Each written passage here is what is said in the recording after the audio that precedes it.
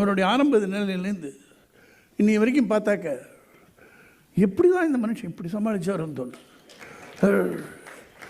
1000 பிரச்சனைகள், அரசியல் ரீதியான பிரச்சனைகள், குடும்பத்தில் பிரச்சனைகள், போட்டா போட்டி, இத்தனையும் வச்சுட்டு ஒரு மனுஷன் இந்த வயசுலையும் ஆக்டிவாக செயல்பட்டு இப்படி ஒரு கட்சியை கட்டி காப்பாற்றி கொண்டு அதில் பல புகார்கள், பல ஊழல் விசாரணைகள் எல்லாத்தையும் சமாளிச்சுண்டு இன்றைக்கும் போக வேண்டிய ஒரு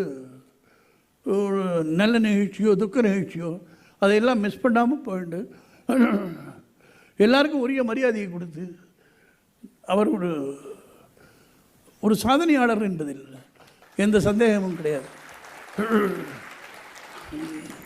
அந்த சாதனையினால் தமிழ்நாட்டுக்கு என்ன நன்மை அப்படின்னு கேட்டால் அது அவர் தான் சொல்லணும்.